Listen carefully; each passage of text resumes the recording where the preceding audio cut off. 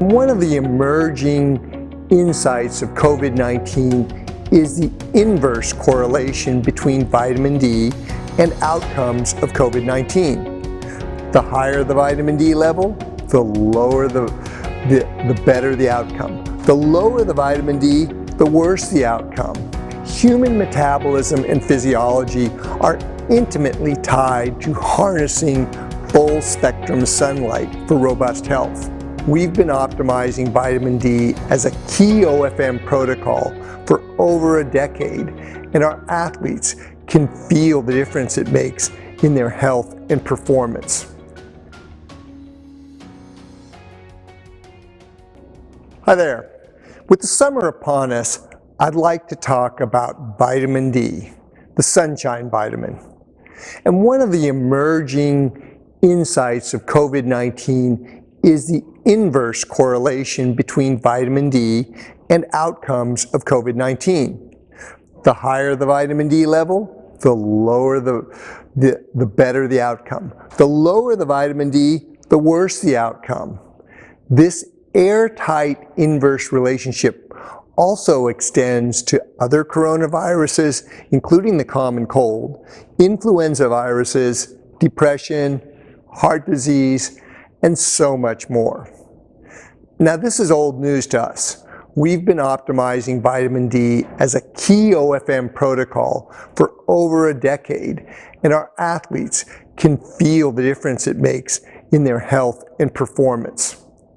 Now, I know, I get it. Correlation is not causation. But consider this.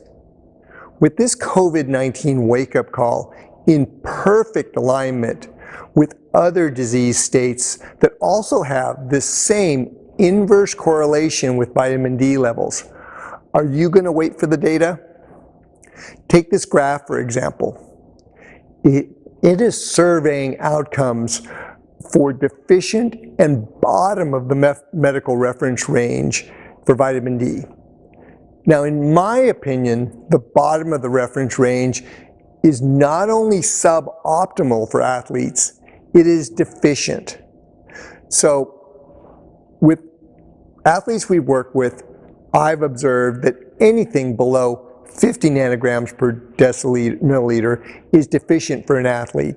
And ideally, I like to have them in the range of 70 to 90 nanograms per milliliter, which is still below the top of the reference range, but optimal to help them handle the training load of training and competition.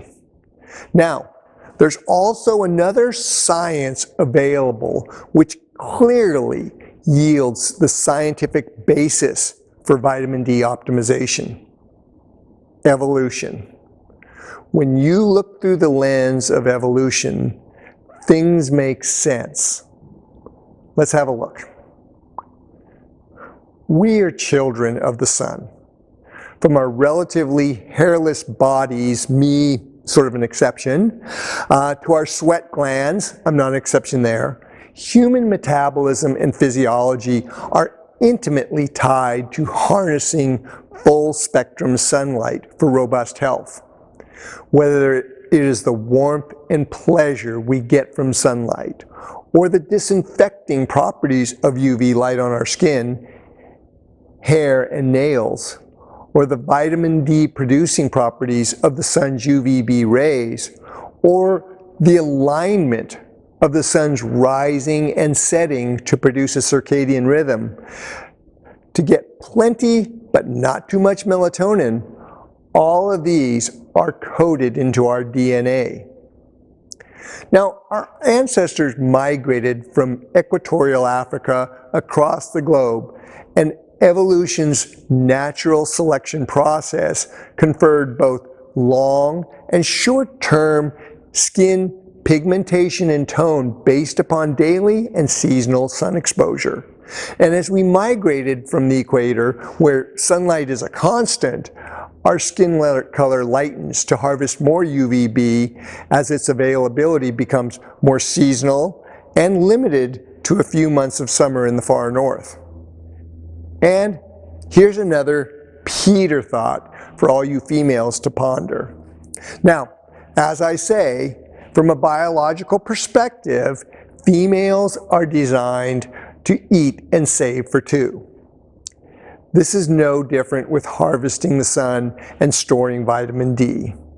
This is why females tend to have lighter skin tone than men of the same genetic and ethnic background. They need to get enough for two, which of course complicates things. Okay, skin color also matters. The darker the skin, the more exposure necessary. Think about this in the larger context of today. Equatorial Africans are living in far northern latitudes like Minnesota, essentially transported out of the environment evolution shaped them for to an environment where their vitamin D production and metabolism are severely compromised and, yes, deprived. It's not hard to see this is one reason this population struggles with its health. Now, the counterpoint to all of this is today's man-made world, where we are inside most of the time, under artificial light, sedentary, avoiding the sun, using sunscreen when we are outside in it, wearing clothing most of the time, and significantly disrupting our circadian rhythm. And so with all this, you don't need a literature review to suggest, in the parlance of science speak, that there is an endemic problem with respect to vitamin D, or low vitamin D. Fortunately, there are a host of fairly simple and inexpensive solutions.